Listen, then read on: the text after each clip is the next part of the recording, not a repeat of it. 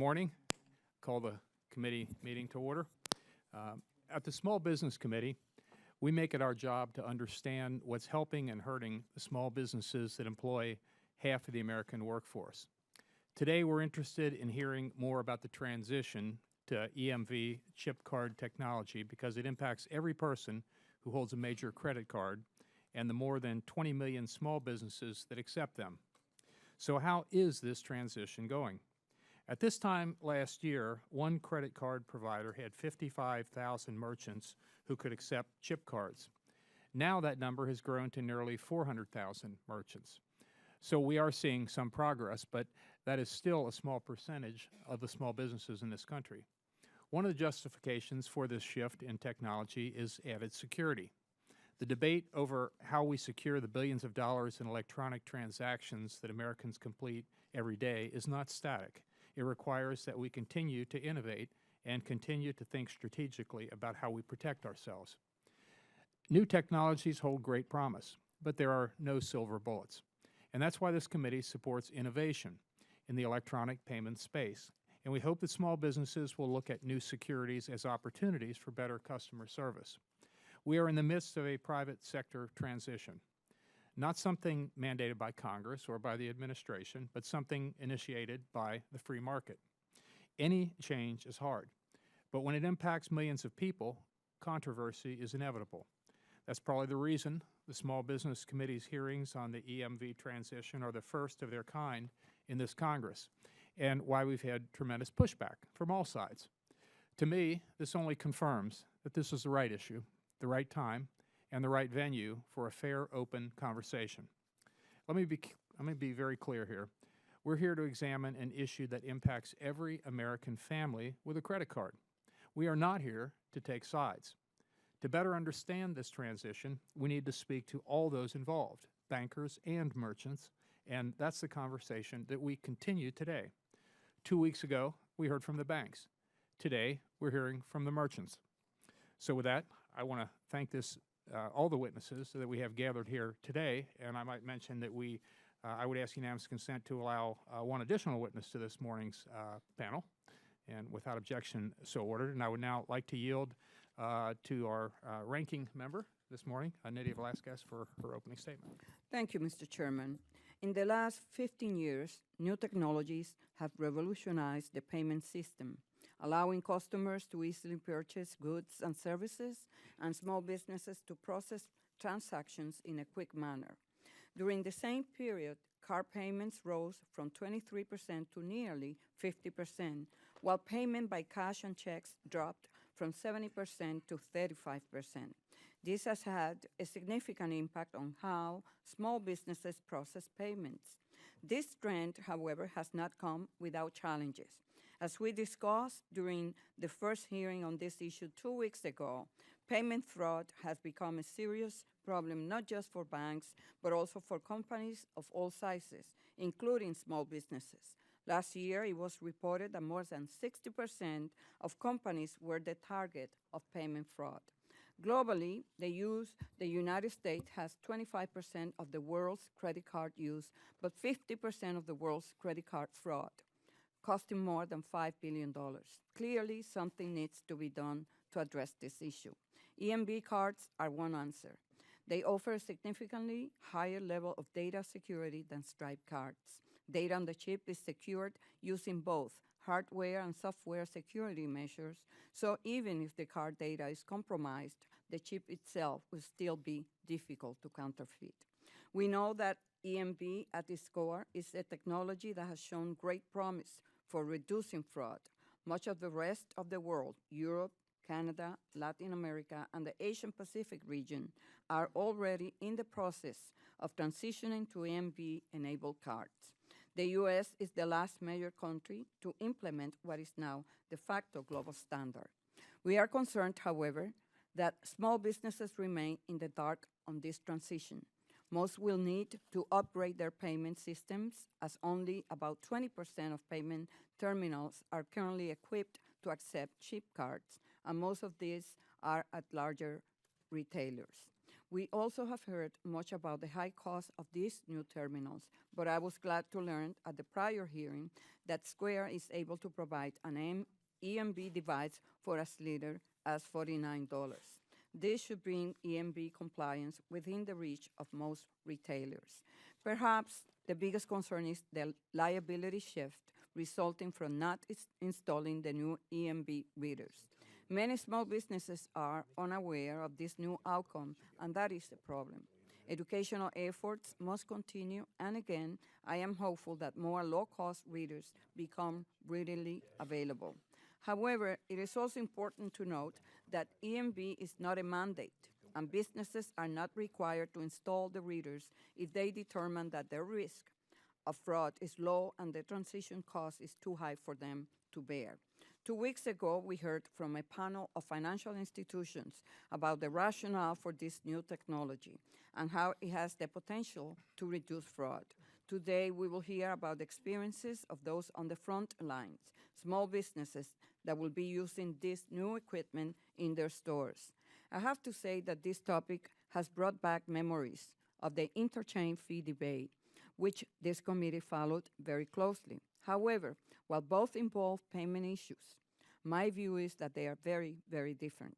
This current issue concerns the adoption of globally accepted fraud prevention technology and the potential burden on small businesses. The interchange debate surrounded the transparency or lack thereof regarding the fees charged by payment network providers to merchants. I recognize the tension between these networks and those that use them, but I hope that we can focus solely on the EMV implementation issue at hand today. With that in mind, hearings such as this present the committee with an opportunity to become a resource and sounding board for advances in fintech and payments innovation in general. The Small Business Committee is uniquely positioned at the intersection of finance and small businesses, the frontier really for the adoption of these new technologies. I thank the chairman for his leadership on this issue, and I look forward to hearing the testimony of today's witnesses. Thank you so much for taking time to be here. Welcome. I thank the ranking member, and if committee members have opening statements, we'd ask that they submit them for the record. And I'll take just a moment to explain our lighting system and our rules here. You get 5 minutes to testify, and we'll have 5 minutes to ask questions. We'll alternate back and forth, Republicans and Democrats. The light system, the green light will be on for 4 minutes. The yellow light will come on to let you know you got 1 minute to wrap up. And then the red light means stop. And we'd ask that you try to stay within that if at all possible. We'll give you a little leeway, but not a whole lot. So, and I would now like to yield to the Vice Chairman of the committee, Mr. Lukemeyer from Missouri, to introduce our first witness this morning. Thank you, Mr. Chairman. I'd like to introduce a constituent of mine, Jamie Wade, who is a small business owner from Jefferson City, Missouri. 5 years ago, she decided to follow the American dream and opened her own small business, Capital City Cork and Provisions, a wine shop and restaurant located in historic downtown Jefferson City. In addition, Jamie is the executive director of Capital City Cinema, a single-screen, nonprofit, community-based, member-supported movie theater. As owner and operator of 2 small businesses, she knows firsthand the day-to-day challenges faced by our nation's small businesses. I want to thank Ms. Wade for taking time out of her busy schedule to be here for us today to testify on her experience with upgrading her payment card terminals to EMV technology and what this transition means for small business. Thank you, Jamie. Thank you, Representative Lukemeyer. And we'll go ahead and introduce the rest of the members before we start with your testimony. Our next witness will be Keith Lippert. Mr. Lippert owns the Keith Lippert Gallery in Washington, D.C., a retail establishment offering fine art and jewelry. Mr. Lippert serves on the board of directors for the National Retail Federation, and we welcome you here this morning. Our next witness will be Jared Schiller, who is managing director at the Hub Convenience Stores in Dickinson, North Dakota. Mr. Schiller is a veteran of the convenience store industry and serves on the board of directors for the National Association of Convenience Stores, and we welcome you here as well. Our fourth witness this morning is Art Potash. He's the CEO of Chicago, Illinois Potash Markets, a small chain of neighborhood groceries in the Chicago's near north area. Mr. Potash is testifying on behalf of the Food Marketing Institute. We welcome you here this morning. I'd now like to yield to Ms. Velasquez for introduction of our next witness. Thank you, Mr. Chairman. My pleasure to introduce our witness, Mr. Ed Merswinski. Is the Consumer Program Director and Senior Fellow at the U.S. Public Interest Group. With over 25 years of experience, he has testified before Congress, state legislatures, and federal agencies on a wide range of consumer issues. He has published articles in the American Prospect, the Journal of Consumer Affairs, Suffolk University Law Review, and authored the Consumer Reference Guide, Watchdogs, and Whistleblowers. Mr. Merswinky is also chair of the Americans for Financial Reform CFPB Task Force. He earned both bachelor's and master's degrees from the University of Connecticut. Thank you for being here. Thank you very much. Ms. Wade, you're recognized for 5 minutes. Good morning, Mr. Chairman, Ranking Member Velasquez, and other committee members. My name is Jamie Wade, and I am the owner of Capital City Cork and Provisions, a wine shop and restaurant in historic downtown Jefferson City, Missouri, just a few blocks away from our Missouri state capitol. I am also the executive director of the Capital City Cinema. I would like to thank the committee for the opportunity to speak today about the matter of small businesses upgrading their payment card terminals so that those terminals can now read the new chip-enabled payment cards. I began my adult life as a high school teacher in Columbia, Missouri. 5 years ago, I moved from Columbia to my hometown of Jefferson City and opened Capital City Cork and Provisions. I have 5 employees at that restaurant. We can only seat 32 patrons at our table, so we truly are a small business. Next door to Capital City Cork is the Capital City Cinema, a single-screen movie theater. It is a nonprofit, community-based, member-supported movie theater. As the owner of one small business and the founder of another, I have to rely on myself to exercise sound business judgment. Any misstep could have serious consequences for the businesses I run and the people I employ. The manner in which we get paid is essential to our ability to generate cash flow, pay bills, and stay in business. Acceptance of payment cards is the lifeblood of our operations. First of all, approximately 90% of the restaurant sales are made through debit or credit card transactions. When a customer pays with a card, I always know I am going to get paid quickly, and get paid without hassle. My restaurant has never even had to deal with a disputed card transaction. Also, it may just be the result of basic human nature, but it seems that customers are willing to spend a little more, maybe an extra glass of wine or dessert, when they are paying with cards instead of cash. For a small business, that is valuable. On the other hand, we do not accept checks, other than for special events, and even then, we only accept them from well-established clients. We cannot run the risk that checks will bounce and we will not get paid, leaving us to cover the cost out of pocket. At Capital City Cinema, many of our customers still purchase their movie tickets with cash, but we do accept cards, and we often see customers making purchases of higher-priced items with cards. At both Capital City Cork and Capital City Cinema, we have been fortunate never to have been the victim of credit card fraud payment. I know firsthand, however, that the threat is real. A few years ago, my husband was the victim of a breach at a local grocery store in Jefferson City. His card information was stolen, and the hackers ran up $7,000 in charges. I am glad to say that we were not held responsible for paying for those transactions because those fraudulent charges would have done serious damage to our personal finances. Both of my businesses rely on card payments, particularly my restaurant, and I will tell you that it would be a very big deal for us to absorb the costs associated with even one major incident of fraud. The potential liability would be seriously detrimental to our business, especially at Capital City Cork. This is why I have made the business decision to upgrade to terminals that can read chip-enabled payment cards at Capital City Cork and Capital City Cinema. A bit of background. I am lucky to have a good relationship with my card processor, another small business located a block away from the restaurant and the movie theater. Because I talk to my processor on a regular basis, I was able to learn about the new chip-enabled terminals that were becoming available, and my processor explained to me about the liability shift well before it went into effect October 1st. The total cost for a new chip-enabled terminal at Capital City Cork is about $300. And yes, this is an out-of-the-ordinary expense for the restaurant, but I do not consider it to be a financial burden given the peace of mind that a new terminal will provide. I look at it as paying a small premium for an insurance policy to protect the restaurant against a potentially significant downside. I cannot imagine leaving my business vulnerable to external threats when there are reasonable steps that I can take to protect it. I also learned that a chip-enabled card reader is available for the Capital City Cinema for $10. I have voiced my support for making the upgrade, and the decision whether to make the purchase is currently pending before the cinema's board of directors. I do believe that it is up to each business owner to make the proper decision for his or her own business. Some small business owners will no doubt choose not to upgrade their terminals, whatever the reasons. In my opinion, they are putting their businesses on the line by leaving them susceptible to fraud in card transactions. As I started out saying, as a small business owner, I have had to rely on myself and my own sound judgment in making my vision a reality.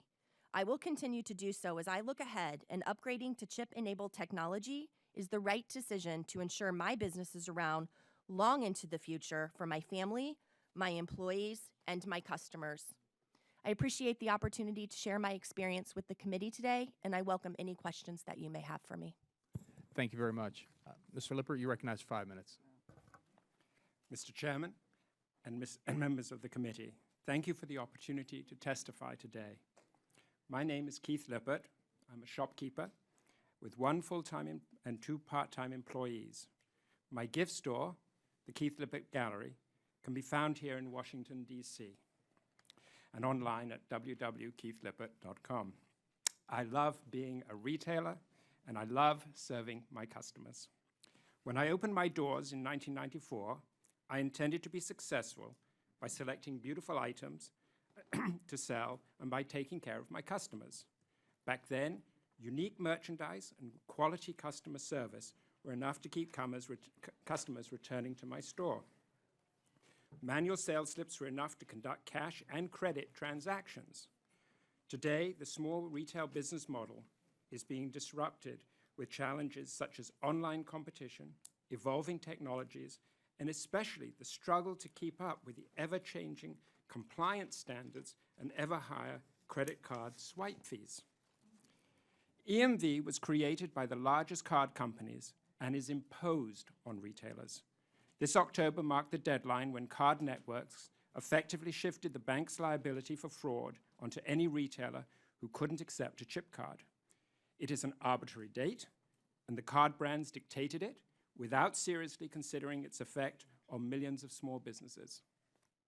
For businesses like mine, the EMV transition is overwhelming and costly. I do almost everything myself, and I must rely on outside vendors when it comes to IT needs.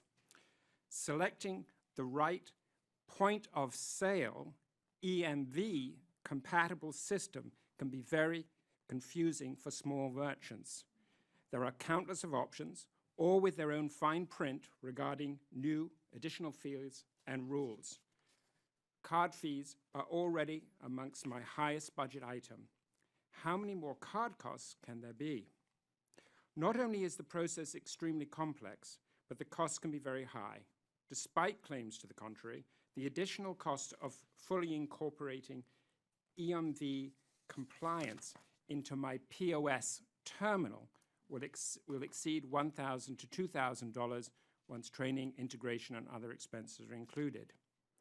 There are big delays in getting the EMV hardware, installing the software, and for many retailers, receiving the certification. I cannot obtain equipment today because, as my rep explained, it's on back order. With tens of millions of POS terminals in our country, I can't imagine that I am the only one in this position. As you might expect from a system where practically all the important decisions are made unilaterally by Visa and MasterCard, the migration to EMV serves the goals of their big banks and largely leaves small retailers to fend for themselves. Merchants are particularly disappointed that the banks expect retailers and other businesses to adopt these costly upgrades, but the banks will not adopt secure chip and PIN technology. Chips help protect banks from the kinds of fraud they are likely to be responsible for. But in situations where retailers bear the largest share of the risk, the new chip and signature cards do virtually nothing. In those situations, notably lost, stolen, and online fraud, PINs are the single most certain way of stopping fraud. When I opened my store, cash and checks were very common. These forms of money cost virtually nothing. A $100 sale netted me $100 in revenue.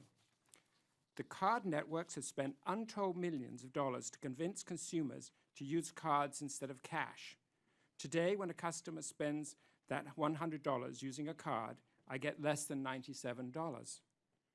This might not sound like a big reduction to some, but over the course of a year, for my one store, it amounts to tens of thousands of dollars, on par with the healthcare costs I provide.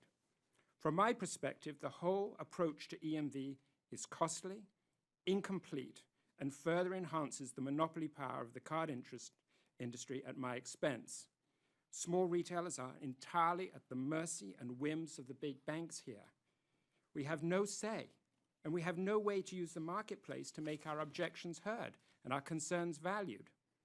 Unless the government or someone can help achieve a level playing field, we will continue to see the slow destruction of the small local merchants that provide the glue for our communities. We need two things: secure payment technology and payments that are transparent and competitive. Instead, we're getting opaque, ever more costly half measures from our card industry partners. Thank you for your interest in this issue, and I look forward to your questions. Thank you very much. Mr. Shield, you're recognized for 5 minutes.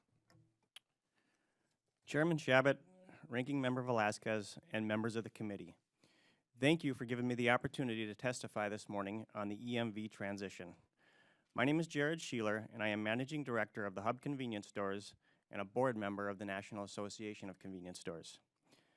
The Hub has 4 retail outlets in North Dakota where we employ, on average, 12 employees per store. The EMV transition has been very costly in both time and money for my small business. We do not have the technical support a large company often has to facilitate such a massive undertaking. It has cost more than $134,000, approximately $44,500 per store, to install EMV equipment at just 3 of our 4 stores. At our Dickinson, North Dakota store alone, the upgrade is costing us more than $100,000. We've installed 6 brand new fuel dispensers at $17,000 apiece and installed an in-store point-of-sale card reader for $2,000. Despite these large investments, we cannot yet accept EMV transactions, in part because ExxonMobil has not yet made their card processing network EMV compatible. At our unbranded New England and Mott, North Dakota stores, we had older fuel dispensers, which would have cost $9,000 per dispenser to upgrade. This is a common problem for smaller and more rural locations, which often have older equipment that is more expensive to upgrade, even though the dispensers still work just fine. Rather than paying $9,000 to upgrade 20-year-old dispensers, we elected to transfer 4-year-old dispensers from another store and paid $4,000 to upgrade and transport each of those pumps. We have installed 4 dispensers at the New England store and are waiting to install 2 at the Mott store. We also had to invest in new in-store pin pads for both locations, which cost $2,000 each. The costs I've just described are just for hardware. There are also software costs. Our ExxonMobil branded stores will require a software update, which is part of an annual service package that costs $1,500 per store. Without the service package, the software upgrade costs $1,000 on its own. Once the upgrade is complete, the store's cash registers and credit network will be unavailable for 6 to 8 hours during the software download.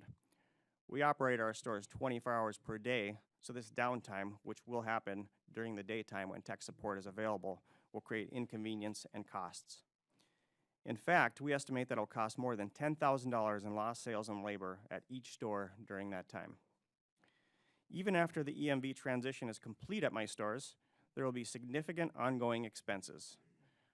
While I know the upgrade costs for my branded stores, the cost for my unbranded locations might be higher. I just don't know yet. According to industry estimates, ongoing maintenance and upgrade expenses are expected to be upward of $2,240 per store per year. Although we've installed almost all the necessary EMV hardware in our stores, none of our stores have gotten their requisite software upgrades. We need to get our terminals programmed and certified to be able to handle EMV transactions. But there is a shortage of programmers, and the card networks do not have enough people to certify stores like mine. Finally, we will have to run a system pilot and engage in significant staff training before pushing our EMV system live. Due to these delays, despite beginning the transition process early, we will not be fully EMV operable until late summer of 2016. As a small business owner, I am also frustrated because I am investing heavily in technology that provides second-rate security. In spite of the proven security benefits of chip and PIN cards, the fact that a small business like mine could implement PIN easily, the card networks are mandating chip without PIN. Thus, despite the cost, EMV will not reduce fraud as much as it could and should.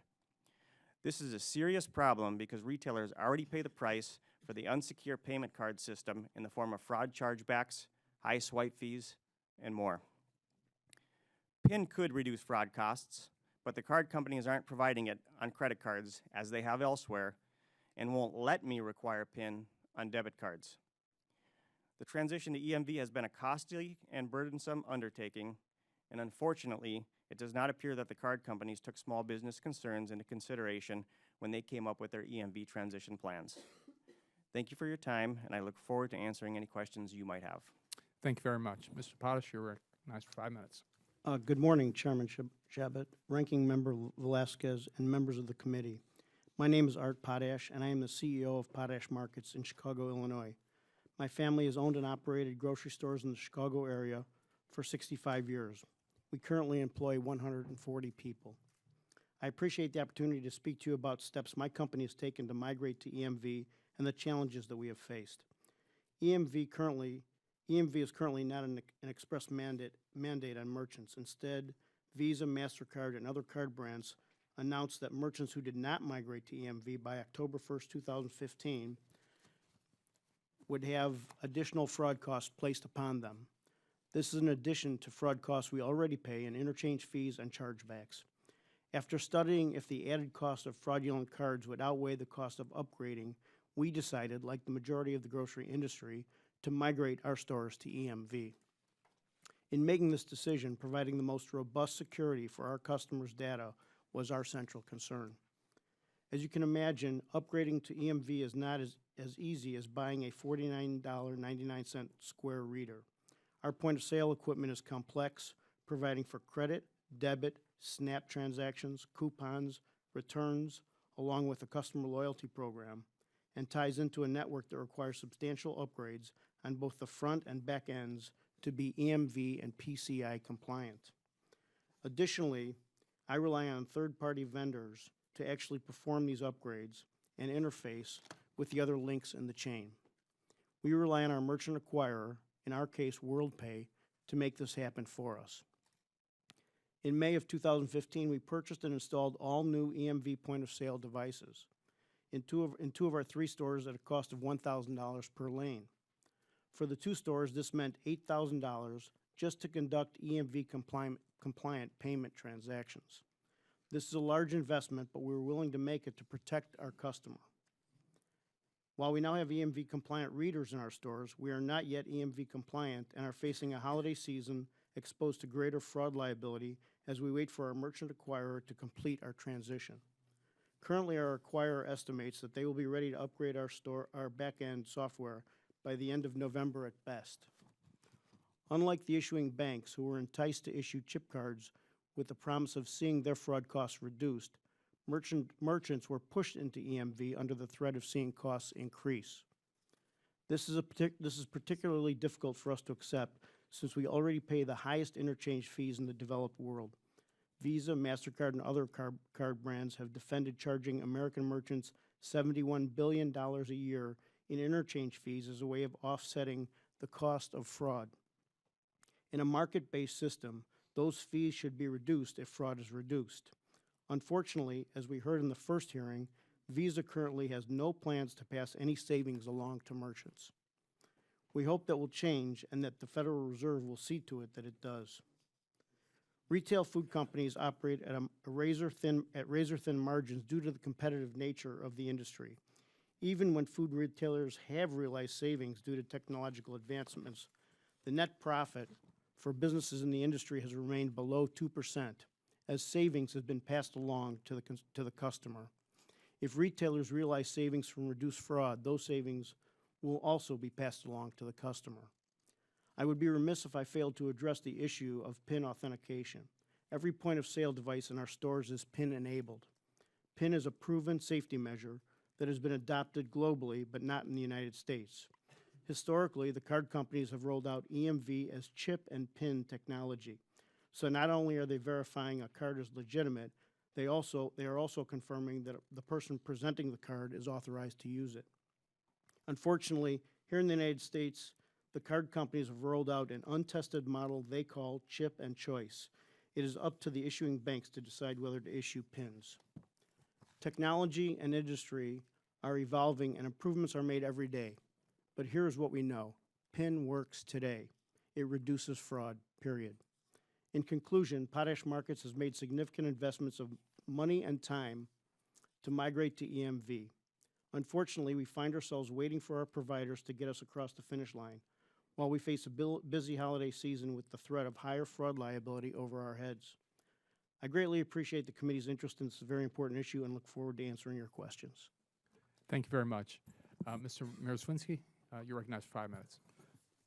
Thank you, Mr. Chairman. Chairman Shabbat, Representative Velasquez, members of the committee, I appreciate the opportunity to testify before you on behalf of the U.S. Public Interest Research Group. We're a coalition of nonprofit, nonpartisan public interest research groups around the country that take on powerful interests on behalf of their members. I really want to make 3 points in my opening statement. First, chip and PIN would have been better than chip and signature. Second, the reason that we went only to chip and signature is because the banks prefer it, because they make more money.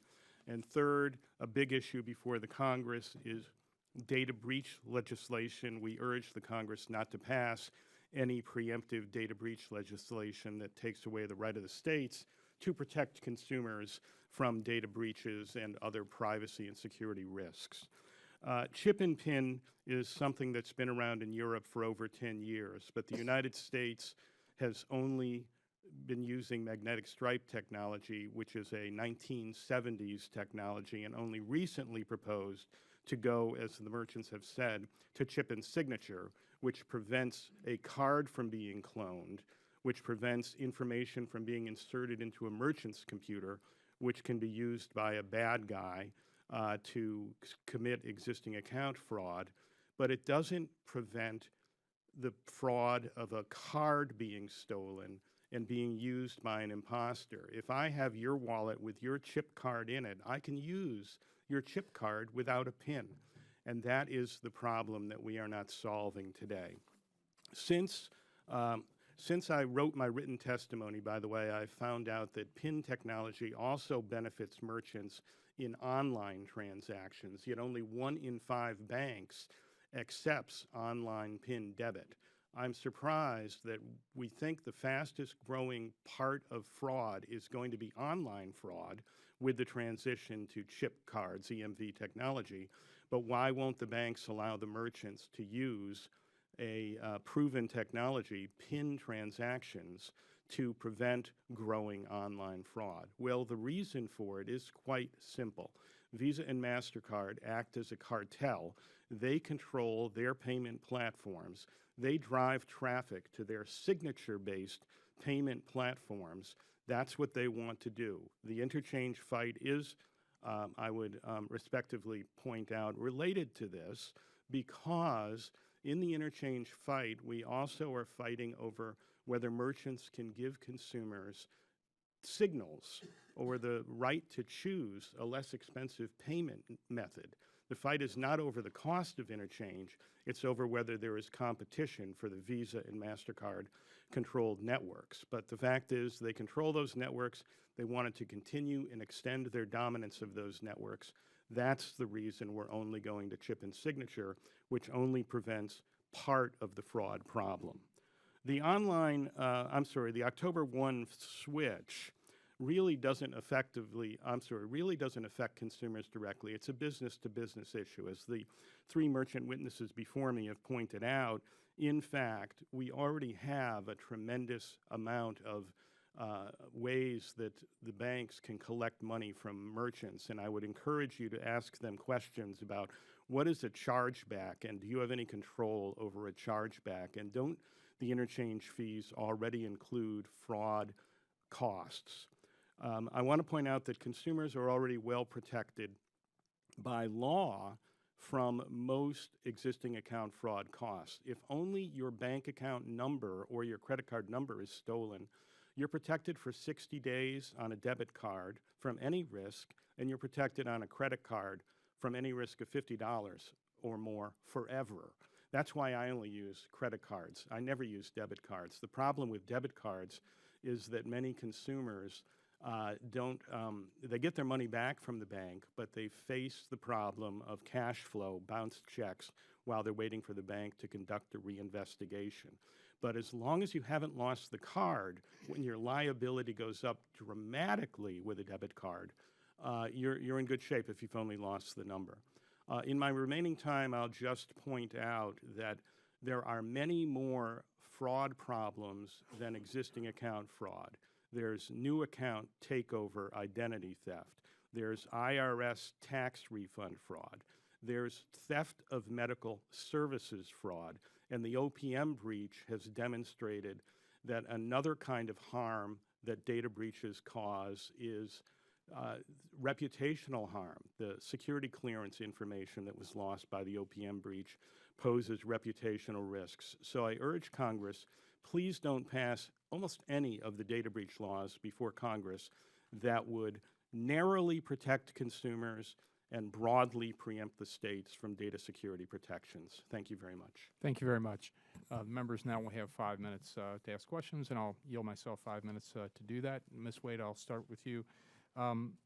What efforts have you seen made by the financial service providers to inform small businesses like yours of the EMV technology migration and the resulting liability shift? Have those efforts been helpful? Are there any things that you think should be added or changed in any way?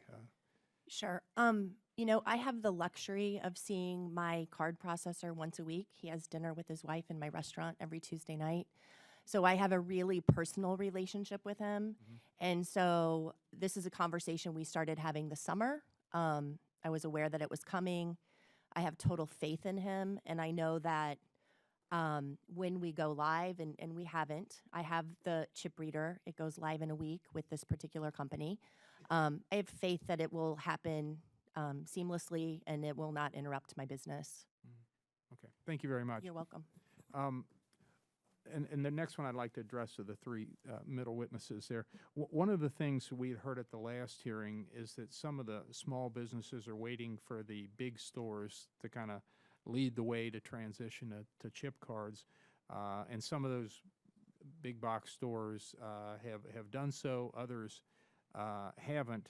How is the pace of the adoption of EMV technology by the big stores affecting, and a number of you have already gone ahead with this, but those in the industry that you all are part of, what are you seeing about it? Are folks looking towards the big box stores or not? And Mr. Lippert, I know you're a little bit of a different type of business, but in fact, let me come back to you. Let me ask these two gentlemen here that question.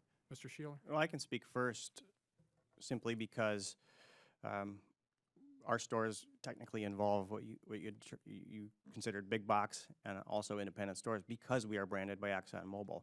So the communication from ExxonMobil really started many years ago.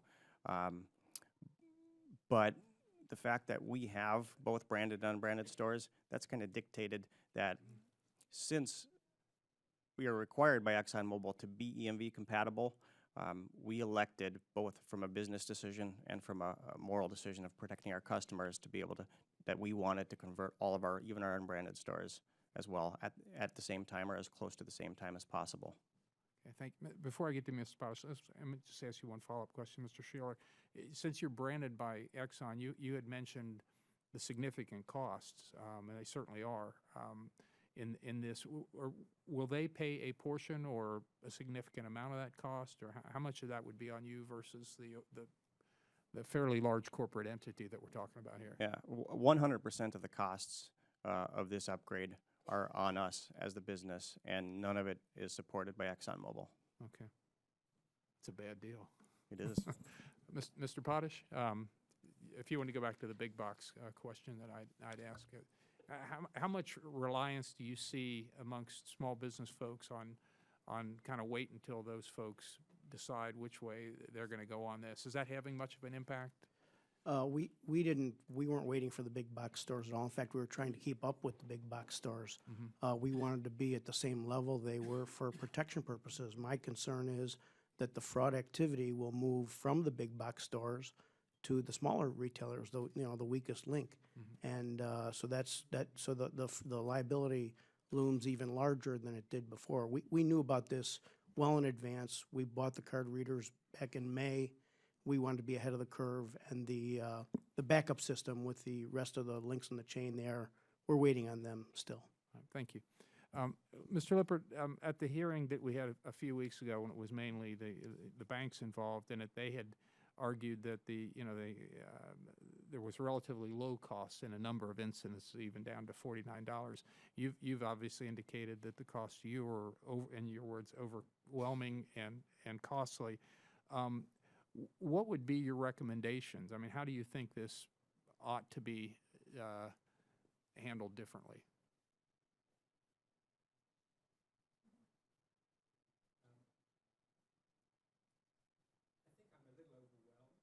By all of this, thank you.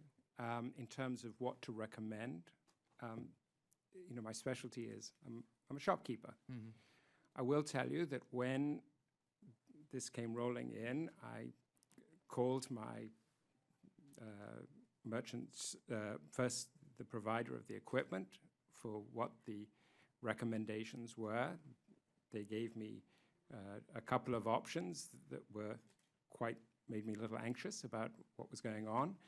I was anecdotally told that some of these EMV machines weren't working properly yet. I was told that at restaurants it had been a problem because the EMV technology they were having trouble because they were certified, but then they couldn't do tips, and so there was that. I was told that there were some problems because the transaction takes longer, and all these things made me a bit nervous, and I'm a little technologically phobic anyway. So I then called my bank and I asked them to help me to see if there was another decision. There they sent me to somebody else. They sent me to the bank's, I think in this case, First Aider, I think it was, so I had to speak to another fellow. He told me I could buy a machine for $600 that would go into my phone line or into a modem, but it couldn't work with my POS system. Now, I've had the point of sale system is the system that allows me to know my customer history and I've had it for 10 years, so 10 years of history, 10 years of inventory management. It sort of helps me run my business. And he said I could either use this device, the EMV device, which was separate from my POS system for $600, or he could sell me another POS system, but that system wouldn't be compatible with my existing POS system, so I'd lose 10 years worth of information. My merchant provider had said to me that whatever you do, don't go back to the side thing, because it's going back to the dark ages, because now you will have you will taken the sort of customer stuff, the inventory stuff away from the payment stuff, and I'd have to do it manually. And so that was a step backward for me. So I hope I've answered your question, but it's been a bit overwhelming. And as one who I can certainly relate to being, I think you said technologically phobic. It makes me very nervous. I certainly feel that way myself very often, but I will now yield to the ranking member for her time. Thank you. Mr. Lippert, can you explain why you, as a retailer, are more likely to bear the loss in a chip and signature transaction? Can you repeat that to me? Can you explain why you, as a retailer, are more likely to bear the loss in a chip and signature transaction? Well, at the moment, when someone comes in with a fraudulent card, if it's EMV enabled, and I put it into the machine, it'll go through. so the signature doesn't really protect, as I understand it, the who that person is in front of me. I just know that the card is real. In chip and pin, I know that both the card is legitimate, and when they put the pin in, that the person is legitimate. And I think that the problem with the system at the moment is we've divided that. So I'm more liable without the pin.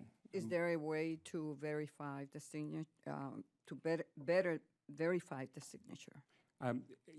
We must ask for their driver's license or other forms of identification. And that might require additional training to the employees. Well, it's me.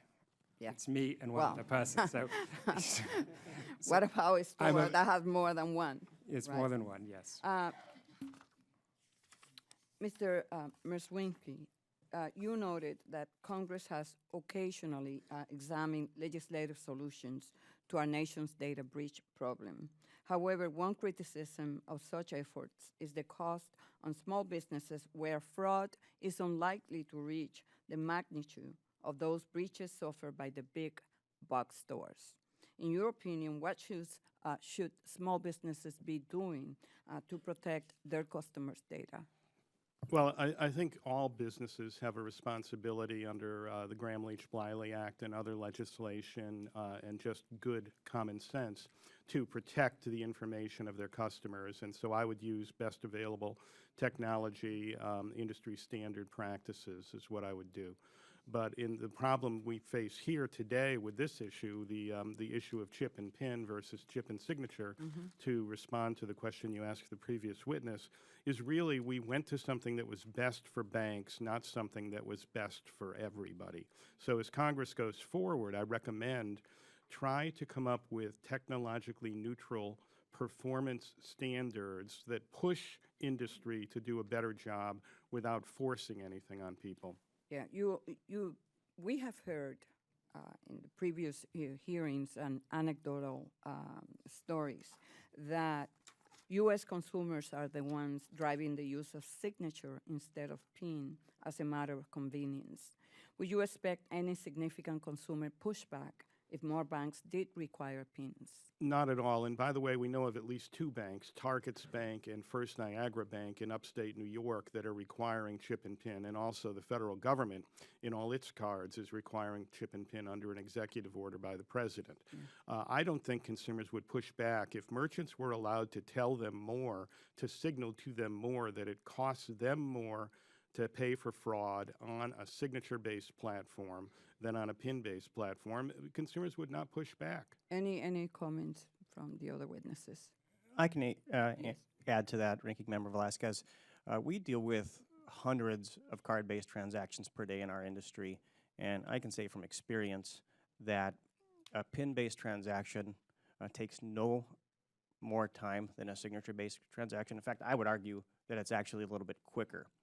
You know, in addition to that, our argument for PIN, you know, I carry a debit card. I would imagine most people in this room carry a debit card that carries a PIN with it. And any time that we walk up to an ATM, ATMs that are invented by the banks, using cards invented by the banks, most of them owned and operated by banks, every single time we have to utilize a PIN. If they're requiring that, there must be something to that. And I think us as retailers should have that option as well. Thank you. Thank you, Mr. Chairman. Thank you, General. It yields back. Gentleman from Missouri, Mr. Lukemeyer, who is the Vice Chairman of this committee, is recognized for 5 minutes. Thank you, Mr. Chairman. Ms. Wade, I was curious. We had a little different cost here, and I will get to Mr. Sheeler in a minute and find out what the reason was for his cost. But you indicated in your testimony it cost you about $300 Correct. for your and it's a one-time cost. Is that correct? It is. So, in other words, how often do you change software in your computers, even buy a different computer, to be able to maintain the kind of records you need and the interaction with other merchants and all of your other filings that you have to do? Okay, so I've been in business close to 5 years. I started out with a national processing server. I used them for 2 years, and then I became familiar with a local processing server. So in the 5 years that I've been in business, I've switched one time. and it's because my local processing server offers incredible customer support, and I have a personal relationship with him. So I look at this fee. I mean, technology becomes antiquated pretty quickly. I do not assume that I will not in the future, if I'm going to keep up with technology, have to update again. I'm prepared to do that. It's sort of like when the iPhone comes out, I like to have the newest one. I like to be up on technology. I embrace it. I think it's part of doing business, and it's something that I understand and I'm committed to doing.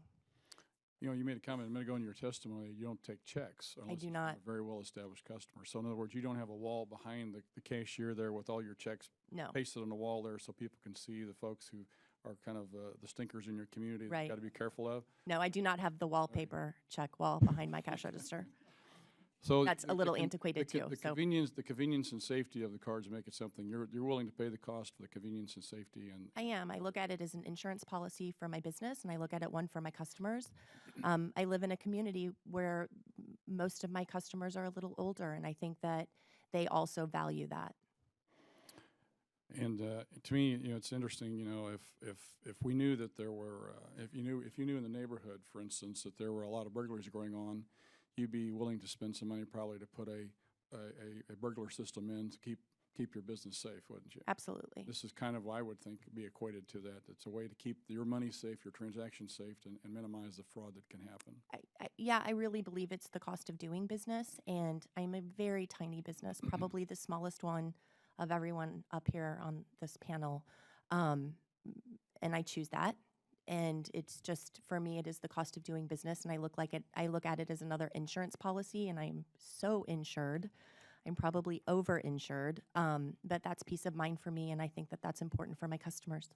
Thank you for being here and appreciate your entrepreneurial spirit. Thank you. Mr. Shield, you talked about the cost of your system, which was significantly different. I assume it's probably from the standpoint that as the kind of business that you're in, the transactions that you take at the pump are more complicated, perhaps, than what they are at Miss Wade's restaurant, or are they not? What's your cost? I'm trying to make sure I understand the difference here. Absolutely, that's a terrific question, Congressman Lukemeyer. I wish our system was as simplified as Ms. Wade's. However, in our industry, what we deal with is, first of all, we deal with transactions inside and outside the store.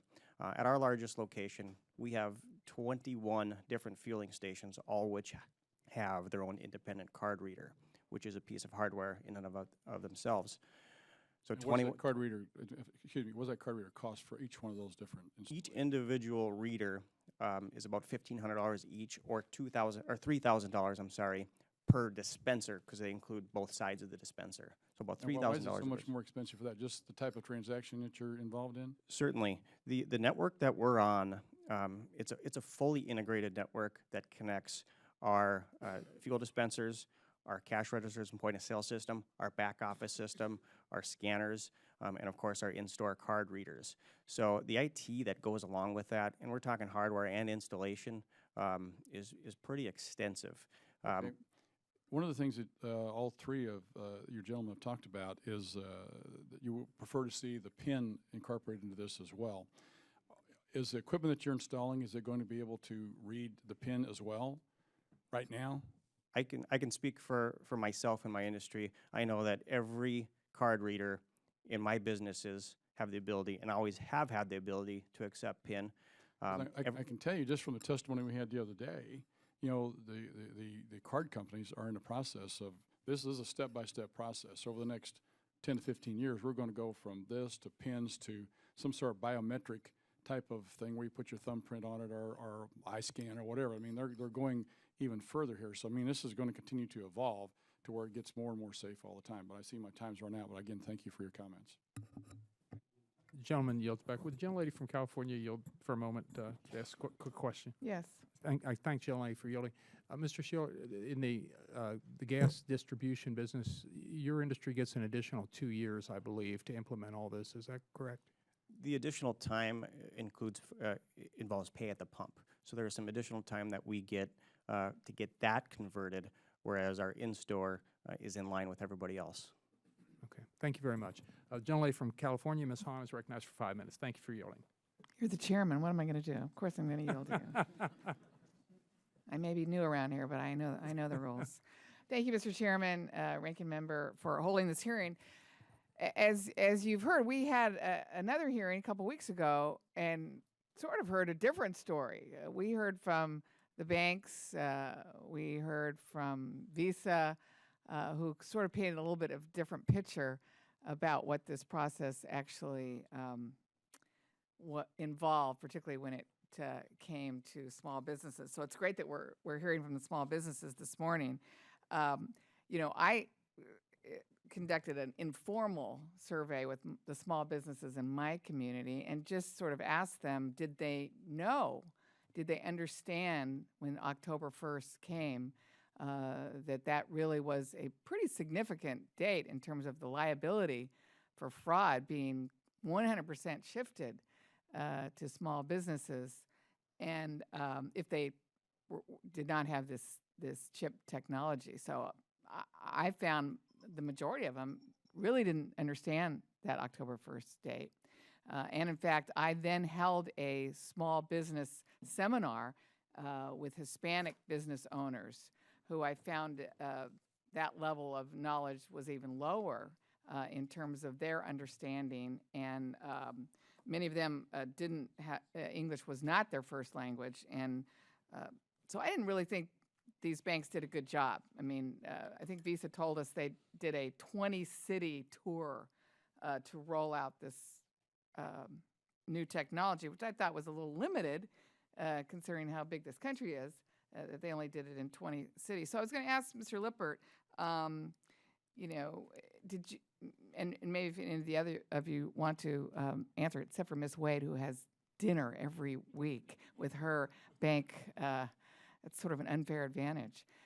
How was the process when you actually understood this October 1st deadline? And do you feel like it was, do you feel like other, and I know you speak for the National Federation of Retailers, do you feel like there was a good sense, particularly maybe for business owners who had some language barriers on the rollout of this new technology?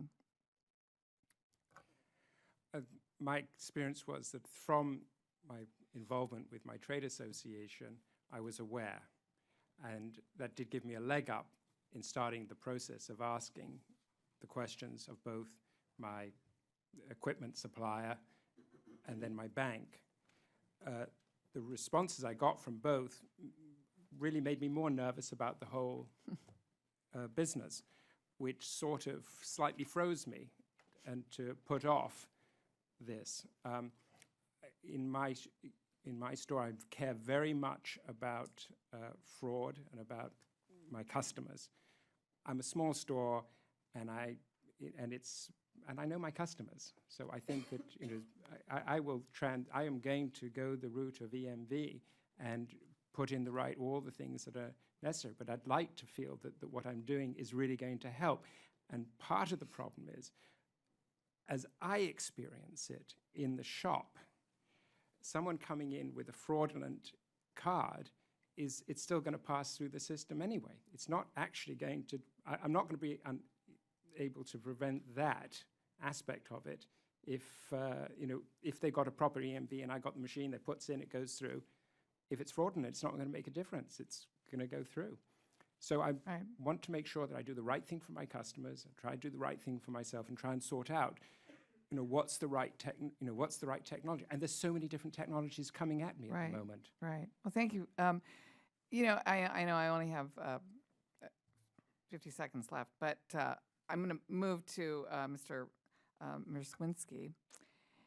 And you all have been talking about the chip pin, chip signature, and it seems like the chip signature, while maybe less secure, seems to earn more money for the banks. Could you elaborate a little bit more exactly what is the difference of the fees that the bank may earn for the signature versus the PIN? Well, very quickly, Congresswoman, the Visa and MasterCard own the signature networks that they try to drive all traffic to. Some of the PIN networks are owned by them, but there are choices that merchants can select to have PIN networks owned by others that have lower swipe fees. That's really it in a nutshell. Visa and MasterCard have market power, so they have very high swipe fees on their network, which they trick consumers into using. And is that an impact on the consumer? Absolutely. Consumers pay more at the store and more at the pump because the merchants are forced to bake these higher costs into their prices. Good information. Thank you. Thank you. The gentlelady's time has expired. The gentleman from South Carolina, Mr. Rice, who is the chairman of Subcommittee on Economic Growth, Tax, and Capital Access, is recognized for 5 minutes. Thank you, Mr. Chairman. And I'm sorry I can't read your name tag down on the very end there. Yes, sir. Can you tell me, I understand from my old law school commercial paper about banks' liability for checks, and they are supposed to recognize the signature and credit cards, and a little bit about debit cards. But can you explain for me, because you sound pretty knowledgeable about it, about online banking?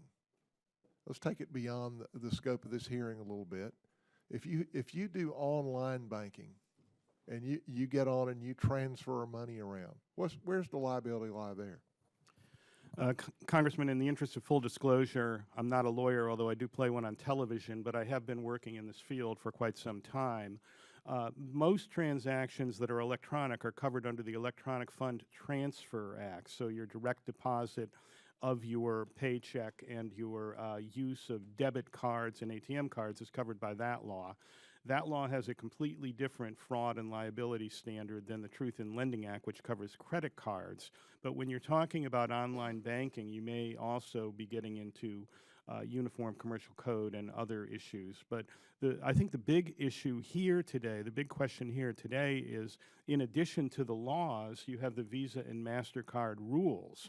And in one of the Congresswoman Hahn's questions, I believe, she talked about the merchants not really understanding the rules or being told about the rules, and that has been a common problem in this space. So online banking as opposed to online retail, it's all changing. Well, if a merchant accepts a fraudulent card under the old rules, before chip technology, magnetic stripe, who bears the responsibility for that?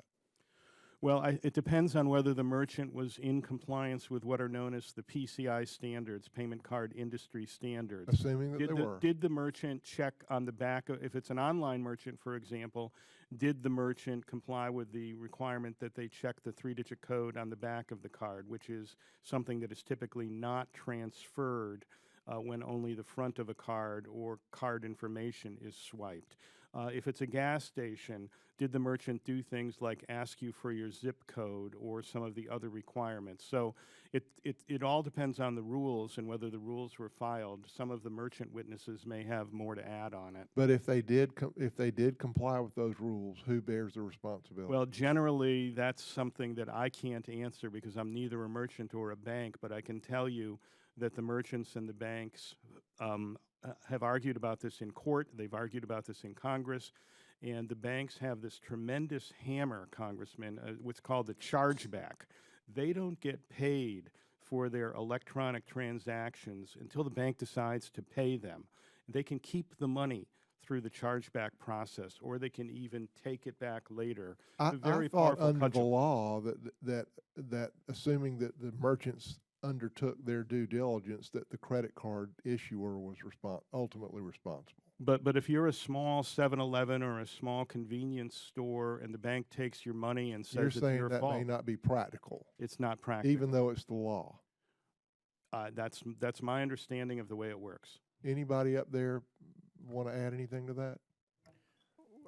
I can add that I've heard the term liability shift thrown out with this EMV transition, and that's always confused me because I see chargebacks at every one of my stores every month of every year that I'm responsible for. The most recent one that I dealt with, I was sent the transaction information after it was disputed by whomever, by the cardholder, of the day and time and the amount of that transaction with instructions on what the card network needed. I followed exactly what they needed. I found the actual signed slip that the customer signed, sent it in, following instructions, and I got a letter back in the mail that said, we cannot verify this transaction. So we didn't get paid on it. So liability shift is, I don't understand it, because in my mind, we've been liable this whole time. Well, I think under the law that you're not liable now, practically collecting that, I'm not sure. And I think if you were liable for fraudulent cards and that was a widespread practice, I don't believe too many people would take the credit cards. I think that's one of the incentives to take them. But anyway, I yield back. Thank you. The gentleman's time has expired. If I could take the prerogative of the chairman, how much was the transaction for that was in dispute? Just for. It was either $46 or $56. I don't remember the exact amount. Okay. Thank you. The gentlelady from Michigan, Ms. Lawrence, is recognized for 5 minutes. Thank you. Mr. Is it Lippert? Yes. And Mr. Sheeler? You both represent the National Retail Federation, Convenience Store Associations, or your small business owners. So let's be clear, there seems to be less of an urgency for smaller businesses that handle low volume, or you know your customers. Like Ms. Wade has said, it's a smaller community, so you know your customers basically when they come in. How can we encourage small business owners to make this transition? How do we make the case that the challenges that a small business owner are faced with during this process is worth it? Can the two of you please comment on that? Well, I think, and that's a terrific question, I think depending on the volume of the store, economically, there is a legitimate question over whether the upgrade should take place or not. I think what really should be the deciding factor for any legitimate business person is, do I have a moral responsibility to my customers? Do I want them to feel comfortable processing their payment cards in my place of business? And I think most businesses would say, yes, absolutely, I do. So I think, speaking for just ourselves in our smaller stores, that was the deciding factor in us making the decision to transfer to EMV. I didn't really get an answer before, at least I didn't hear it.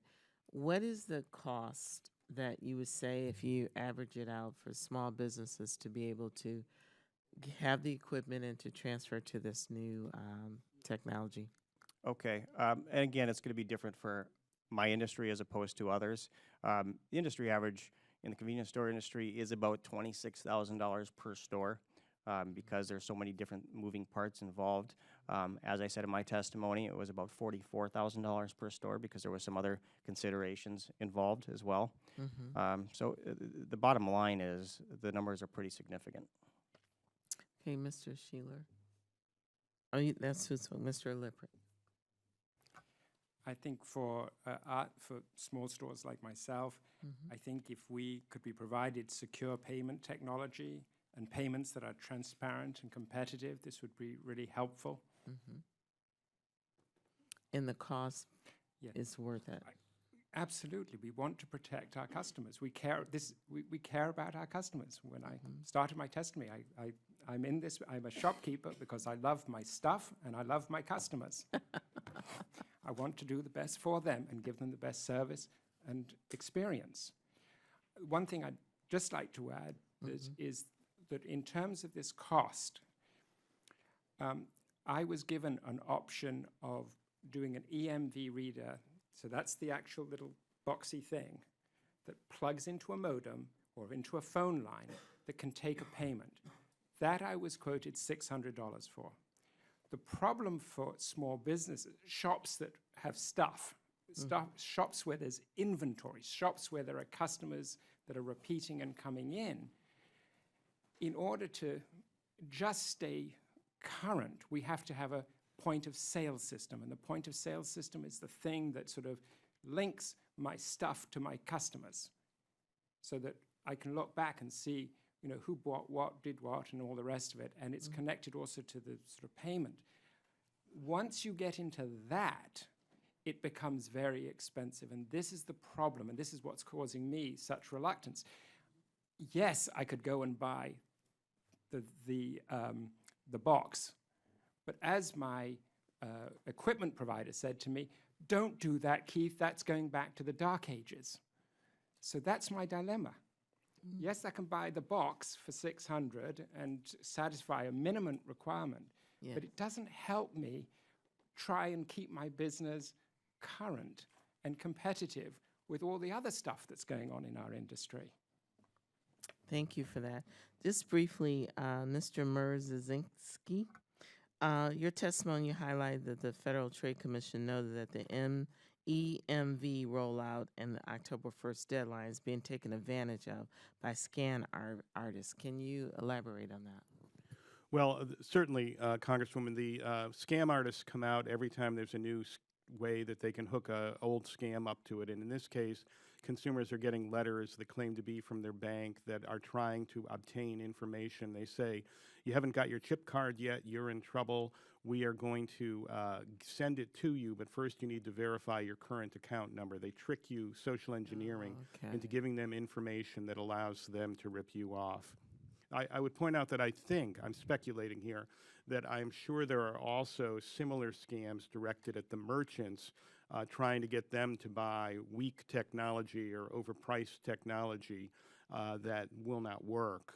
That typically happens as well, small business fraud. The gentlelady's time. Thank you. Expired. Thank you. Gentleman from Nevada, Mr. Hardy, who's chairman of the Subcommittee on Investigations, Oversight, and Regulations, is recognized for 5 minutes. Thank you, Mr. Chairman. In the wake of this change and going this process, we've seen a lot of fraud going on, and all through the businesses having the opportunity to change. Are there certain levels, categories we find that through the fraud process that if you have certain information, you can categorize information that can be breached through this process? This is probably best to you, Mr. Malinsky, or what? Anyway, Right. Is there a chance that is there levels that businesses can take of this, or is it open? You know, my data, I don't want all my information out there, but when you have a credit card and you file for it, you pretty much have give the bank all your information. Does that liability you feel fall back on these small businesses when all that liability is breached, or is there certain levels you businesses have that you can only acquire? Does it make sense what I'm trying to ask there? Well, I think, Congressman, you've asked a couple of questions, but the going to EMV or chip cards is going to prevent merchant computers from getting your credit card or debit card number inserted into them. It basically makes every transaction establish a one-use number based on that transaction. So the big breaches with thousands of cards being cloned will no longer occur from chip cards, but there will still be fraud by imposters, and there will still be bad guys digging into computer systems to obtain the other kinds of information that allows them to also commit new account identity theft, or in the case of the IRS, steal your tax refund, et cetera. So I would leave it to the merchants. The merchants have an issue with the banks, as of October 1st, are saying if you haven't installed readers for chip cards, you'll be more liable. But as the merchants have pointed out, we're already liable. I guess this is for all the merchants. The question I'd have is, it sounds like a cost for each one of you. Where does that cost get handed down to? We know where it goes, but I don't think you take it on yourself. Does that get passed on to the consumer, or for these changes? And is it exponentially higher for certain businesses and lower for other bigger businesses? Anybody care to address that? I would, Mr. Congressman. Thank you. I think the free market would dictate that typically those costs would get passed on to consumers. In my industry, though, I see it differently, simply because our primary product in the convenience store industry is gasoline. We are the only industry in the world that puts a big sign up on the corner and plasters our gas price up there for everybody to see. So if I decide to raise my price 2 cents, whatever it might be per gallon, the guy down the street is going to compete in true competition, may or may not do that. So market forces will drive that price in our industry. So I don't think that applies because of the transparency that we carry that, quite frankly, the banks don't know much about. This process of waiting, and we're doing chip and signature now, and I know the banks have committed they're going to move towards PIN and other, identification processes. Do you have any idea why they're waiting, or why we didn't try to implement this at the time with the technology already being there? Mr. Malinsky, maybe you have that idea of. Well, I think nobody can figure out any reason that the banks are delaying and slowing and slow walking this transition, except that they make more money on chip and signature than they would on chip and PIN, because there would be competing networks that merchants could choose or encourage their customers to choose that are owned by different people than Visa and MasterCard. Consequently, the banks would earn less money. That's really the reason that I can see. Thank you, Mr. Chair. Most all of my other questions have been asked prior to this, so yield back. Thank you very much. Gentleman yields back. And we want to thank the witnesses for their testimony here today. We've now heard a couple of weeks back from the bankers and credit card issuers on one hand, and we've heard from the retailers this week. So we've, I think, got a good sense from both sides where some of the issues are and what's happening. And I think you've helped educate the committee, and hopefully through our means of communicating with the public that we'll be educating the public more and more as well, because they're, after all, going to be directly affected by this very important issue. I would ask unanimous consent that members have 5 legislative days to submit statements in supporting materials for the record. Not miracles, materials for the record. Not in Washington. Not in Washington. Although I have to note, I'm not a frequenter of arts galleries, but your shop, Mr. Lippert, sounds like it'd be a fun place to go and interact, to just see all the things that you have there. So it's not a commercial, but I thought your testimony was very helpful, as was all the testimony that we heard this week, as well as last week, or a couple weeks ago. So if there's no further business to come before the committee, we're adjourned. Thank you very much.